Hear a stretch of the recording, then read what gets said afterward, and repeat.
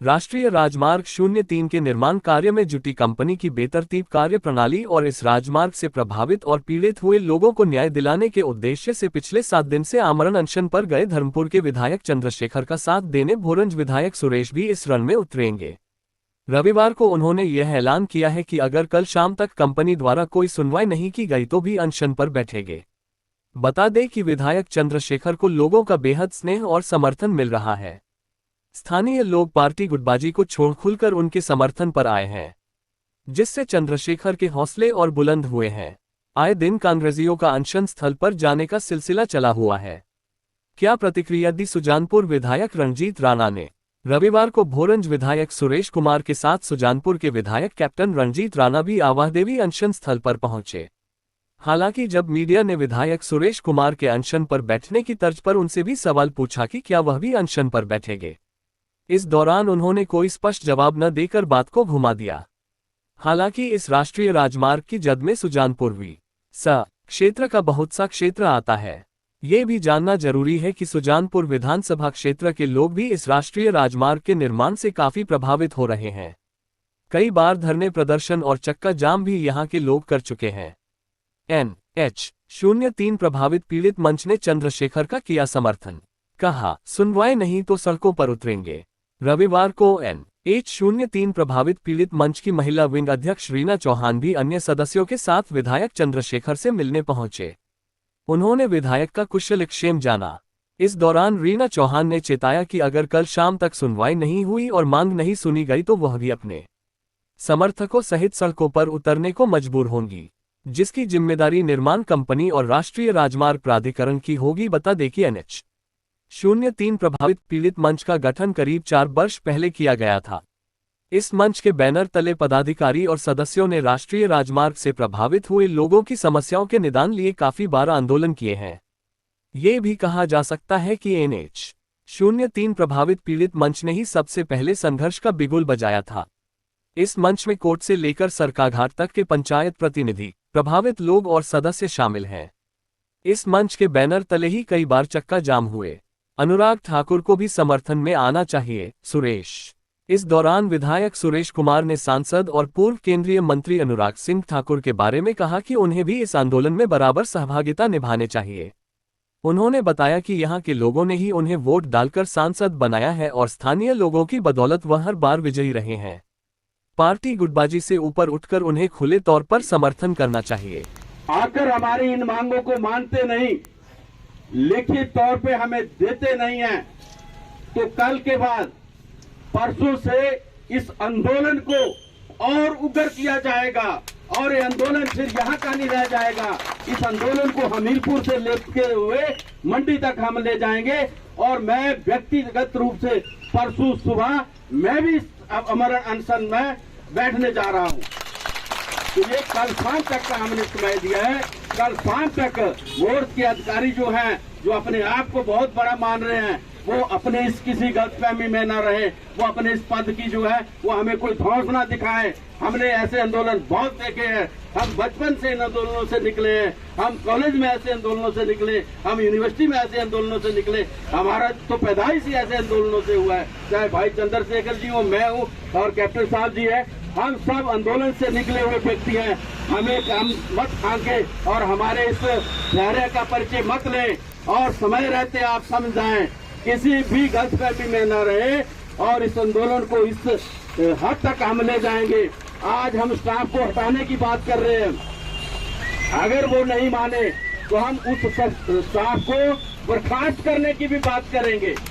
हम उस स्टाफ को जो मोर्च का है उसके खिलाफ भ्रष्टाचार का जो केस है वो भी दर्ज करने की फिर हम उसमें बात का रूप देने जा रहे हैं। तो मैंने कल शाम तक का समय दिया है और कल शाम तक अगर इसका कोई हल नहीं निकलता है तो परसों से फिर भोरंज की पूरी जनता इसमें आएगी, सुजानपुर की पूरी जनता इसमें आएगी, हमीरपुर की पूरी जनता इसमें आएगी, धर्मपुर की पूरी जनता इसमें आएगी और मंडी की पूरी जनता इसमें आएगी और इस आंदोलन को हम राज्यव्यापी आंदोलन फिर बनाएंगे।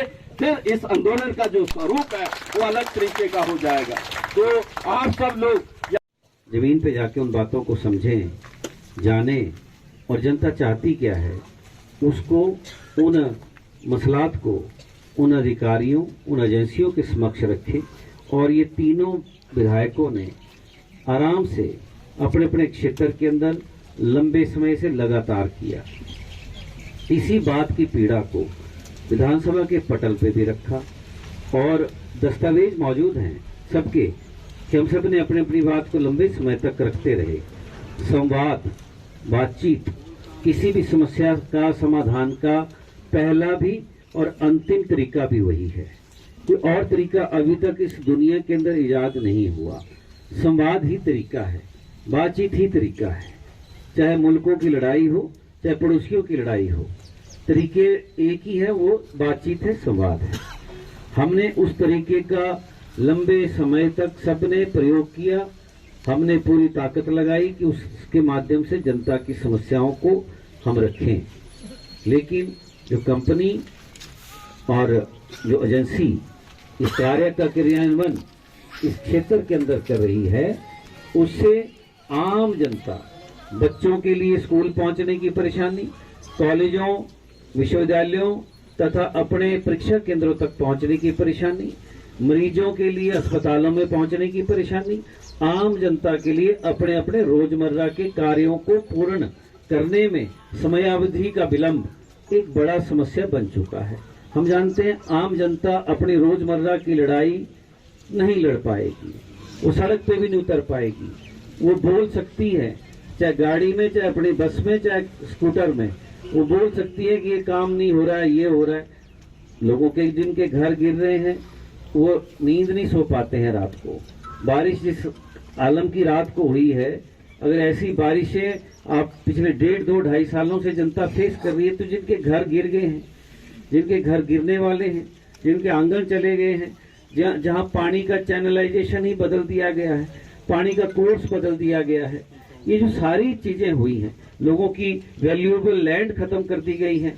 जहाँ पे बुर्जियां लगी वहां बुर्जियां खड़ी रहेगी, कहीं और बुर्जियां पहुंच गई। ये सारी चीजें जो हुई हैं ये आपत्तिजनक हैं। इनके मसले बहुत लंबे हैं। मैं लंबी बात नहीं कहूँगा। स्वास्थ्य कारणों की वजह से मैं अब ड्रिप पे चला गया हूँ, मैं यहाँ से उठने वाला नहीं हूँ। मैं धन्यवाद कर रहा हूँ माननीय मुख्यमंत्री जी का, लगातार संपर्क में है और लगातार आशीर्वाद की, उनके आशीर्वाद के बिना मैं यहाँ बैठ भी नहीं सकता। मैं उनका तहे दिल से शुक्रिया अदा करता हूँ। मैं शुक्रिया अदा करता हूँ विक्रमादित्य जी का, वो लगातार संपर्क में रहे। मैं धन्यवाद करना चाहता हूँ मुकेश जी का, जो डिप्टी हमारे चीफ मिनिस्टर हैं। मैं मुकेश जी, उसके बाद मैं शिक्षा मंत्री जी का धन्यवाद कर रहा हूँ। मैं पूरे मंत्रिमंडल का धन्यवाद कर रहा हूँ। अपने सहयोगी विधायकों का धन्यवाद कर रहा हूँ। मैं अपने पार्टीजनों का धन्यवाद कर रहा हूँ। मैं तीनों क्षेत्र की जनता का धन्यवाद कर रहा हूँ। मैं समस्त पंचायत के प्रतिनिधियों का धन्यवाद कर रहा हूँ। महिला मंडलों का धन्यवाद कर रहा हूँ। आपकी ताकत के बिना मैं यहाँ नहीं बैठ सकता था। मैं अपनी लड़ाई जारी रखूंगा। मुझे समर्थन आपके माध्यम से माता रानी का आशीर्वाद है, देवी का आशीर्वाद है, मेरे बाबा कमलाइये का आशीर्वाद है और मैं कहीं से भी किसी भी तरह से कमजोर होने वाला नहीं हूँ। ये महात्मा गांधी का दिया हुआ नारा है, ये महात्मा गांधी का मुल्क है। हम हिंसा में नहीं उतरेंगे, हम किसी के खिलाफ नहीं बोल रहे, हम कोई नारा नहीं लगा रहे। हमारे पास कोई इरादा ऐसा नहीं है हम किसी को व्यक्तिगत आक्षेप करने के लिए इस चौराहे पर बैठे। हम जनता के हकों के लिए आए हैं और जिसके लिए चुने गए हैं। हमें सिखावट है ये, इसलिए ये सत्याग्रह है और सत्याग्रह को किस आयाम पे ले जाना है, मैं अपने सहयोगी माननीय सुरेश जी से भी और माननीय कैप्टन साहब से भी चर्चा कर चुका हूं और जैसा भी मेरी टीम के साथियों का आदेश इस संघर्ष को और नए आयाम पे ले जाने का होगा, मैं इनसे भी गुजारिश करूंगा ये अपना इस पे हमारे साथ अपना सहयोग भी करेंगे और आशीर्वाद भी देंगे, ये अपना वक्तव्य भी देंगे। मैं अपनी बात को यहीं विराम दे रहा हूं और मैं मंच अब अपने सहयोगी, मेरे साथी, मेरे पड़ोसी, मेरे आदरणीय, मेरे माननीय कैप्टन साहब को मैं अपना मंच दूंगा। अभी ऐसे है कि ये हमारी तीनों विधानसभा क्षेत्र जो है वो ये जो सड़क निकल रही है इसके बीच में आ रहे हैं, इसलिए ये इतना बड़ा स्टेप जो लिया है ये कोई पॉलिटिकली स्टेप नहीं है। इसमें सब जनता शामिल है, इसमें पार्टी बेस पर कोई ये नहीं है सत्याग्रह ये, क्योंकि इसमें चाहे किसी का भी घर गिरा है, किसी का भी रास्ता टूटा है, तो उसको बनाने की जिम्मेदारी जो है इस कंपनी की है। अभी इतना लंबा खींच दिया इन्होंने, 4-5 साल से लोगों के घर टंगे, लोगों के घर गिर रहे, वॉशरूम गिर रहे, रास्ते नहीं बनाए इन्होंने, सड़कों के किनारे पे जो डंगे लगाने थे वो नहीं लगा रहे हैं। तो ये कब करेंगे काम? ऐसे ही तो ये 10 साल तक लटकाए रखेंगे। हमारे नबार्ड के काम होते हैं, PMSBY के होते हैं, विधायक निधि के काम होते हैं, सड़कों के काम होते हैं, वो 1 साल में, 6 महीने में, 2 साल में पूरे हो जाते हैं। लेकिन यहाँ पे पूरा ही नहीं हो रहा है कोई भी काम। इन्होंने ऐसे बेतरतीबी खुनाई कर दी है, इसको खोद दिया है सड़कों को, जिसकी वजह से आपने देखा होगा कोट पंचायत में, हमारी पंचायत है, वहां पे आपने देखा होगा कितने बार वो डंगा गिर गया नीचे। क्या क्वालिटी है उस काम की, कोई समझ नहीं आ रही है कि ये कैसी क्वालिटी डाल रहे हैं। इसलिए हमारा अनुरोध है कि ये जो कमेटी बनाई जाए, ये जो कमेटी है इसको हटाया जाए और आइंदा जो कमेटी बनाया जाए उसमें हमारा एक्शन SC को शामिल किया जाए, ताकि कल को अगर वो रोड टूटती है या किसी को कोई नुकसान होता है तो उसकी भरपाई जो है वो कंपनी तो चली जाएगी, फिर उसकी भरपाई कौन करेगा। इसलिए इस कमेटी में हमारा टेक्निकल स्टाफ भी शामिल होना बहुत ज़रूरी है। ऐसे है कि अभी यहाँ पे भुरंजी के विधायक हैं, धर्मपुर के विधायक हैं, उन्होंने बता दिया कि जितनी जल्दी से जल्दी ये काम होना चाहिए वो होगा। अगर नहीं होगा तो इसके लिए फिर ये और भी ज़्यादा उग्र जो है काम ये आंदोलन कर सकता है। हम शांति प्रिय काम कर रहे हैं और शांति प्रिय से ही काम करना चाहते हैं। हम कोई इसको पॉलिटिकली नहीं बनाना चाहते हैं, क्योंकि इसमें सब लोगों के घर है। नहीं, इसके बारे में अभी जैसे ही बातचीत होगी और जब मौका आएगा तो मौका हम भी नहीं खोने देंगे। अभी ऐसे है, इन्होंने पूरे इलाके की खुदाई एक ही बार कर दी, और खुदाई जो कर दी, और दूसरा बरसात से पहले ये काम करते नहीं है। अभी कोर्ट में भी आपने देखा होगा 2-3 बार जो डंगा उन्होंने लगाया वो गिर गया। कोल्लू सिद्ध के पास इतना बड़ा मतलब आने जाने की प्रॉब्लम है, वहां पे बाइक सवार तो जा ही नहीं सकता है, क्योंकि कम से कम 2-2 फुट कीचड़ है वहां पे। तो कंपनी वालों को भी सोचना चाहिए कि उस एरिए को वो उसको साफ करके रखें या उसको ठीक करके रखें। वो ठीक करते ही नहीं है। इतनी बड़ी बरसात हो रही है, वो किसी की सुनते ही नहीं है। हम इस सत्याग्रह को और उग्र करेंगे और अपनी मांगों को मनवाने तक हम इस सत्याग्रह को जारी रखेंगे। मैंने कहा है कि कल तक का हमने समय दिया है, और जो हमारी मुख्य मांगे हैं 5, उनमें से वो अगर नहीं मानते हैं कल शाम तक, तो फिर परसों से हम इस आंदोलन को और उग्र करेंगे और मैं स्वयं इसमें फिर अमन अनशन पर आदरणीय चंद्रशेखर जी के साथ बैठूंगा। देखिए, हमने आग्रह किया है आदरणीय अनुराग ठाकुर जी से भी, और मेरी बात धूमल साहब से भी पिछले दिनों हुई थी, मैं गया था उनको मिलने, और आज हमने अनुराग जी से भी ये निवेदन किया है कि ये उनकी जनता है, उनका क्षेत्र है, और वो केंद्र में सांसद हैं और वो इस कार्य को अच्छे तरीके से जो है हमारी इस बात को मनवा सकते हैं। तो उनसे हमने आज ये मदद मांगी है और अपने इस आंदोलन के लिए मदद उनसे मांगी है। देखिए, ये तो उनको देखना है, हमारा मकसद लोगों ने हमें चुना है, तो लोगों की जो मुश्किलें हैं उन मुश्किलों के समाधान के लिए, उनकी समस्याओं के लिए लड़ना हमारी जिम्मेवारी बनती है। तो हम अपनी जिम्मेवारी को निभा रहे हैं। भाई चंद्रशेखर जी हैं, मैं हूँ, ये सारे हम चंद्रशेखर जी के नेतृत्व में यहाँ बैठे हैं। तो हम लोग अपनी अपनी जिम्मेवारी निभा रहे हैं। अपने क्षेत्र की जनता के जो दायित्व हैं उन दायित्वों को पूरा हम कर रहे हैं, जिसके लिए हमें चुना गया। ये तो उनको मालूम होगा, ये तो उनको हमने आग्रह किया है, उनको आना चाहिए, लेकिन वो उनका जो काम है उसको मैं कैसे निर्धारित कर सकता हूँ। NS3 की पीड़ित मंच के अध्यक्ष, आज यहाँ चंद्रशेखर सर को मैं जज्बे को सलाम करती हूँ।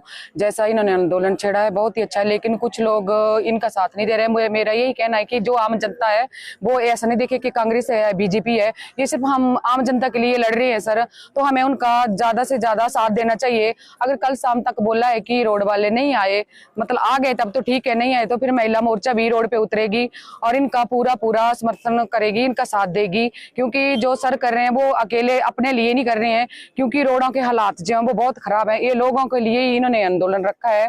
और जैसे झनिक्कर में तो हाल ही खराब है, कुलसिर से आगे जगह जगह खड्डे पड़े हुए हैं और झनिक्कर में जगह जगह पानी इकट्ठा कर रखा है इन्होंने। तो इन्होंने पहले भी हमें आश्वासन दिया था कि हम ऐसा कर देंगे वैसा कर देंगे, तब भी सर इन्होंने सुनवाई नहीं की।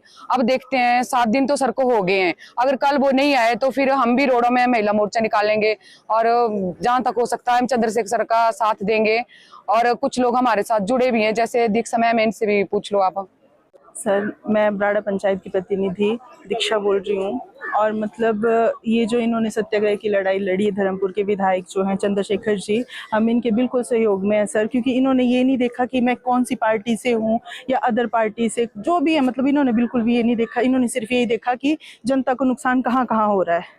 इन्होंने उसको लेके यहाँ पे जो है वो एक आंदोलन शुरू किया है सत्याग्रह का। और मतलब हमारा यही है कि ज़्यादा से ज़्यादा मात्रा में लोग इनका सहयोग दें, ये ना देखें कि हम किसी और पार्टी से हैं या कुछ है। मतलब आके इनका जितना हो सके साथ दे, समर्थन करे। और जैसे कि इनको NH वालों को 2 दिन का टाइम दिया गया है सर, अगर वो नहीं आते हैं तो ये, जैसे कि रीनू मैम ने भी यही बोला कि मतलब हम जो है वो महिला मोर्चा जो है वो निकालेंगे, तो ये बिल्कुल सही बात है। हम भी मतलब अपनी लड़ाई के लिए आगे आएंगे। अभी सिर्फ हम सर के साथ आए हैं, सर का समर्थन करने आए हैं, उसके बाद जो है वो हम मोर्चा लेके आएंगे सर।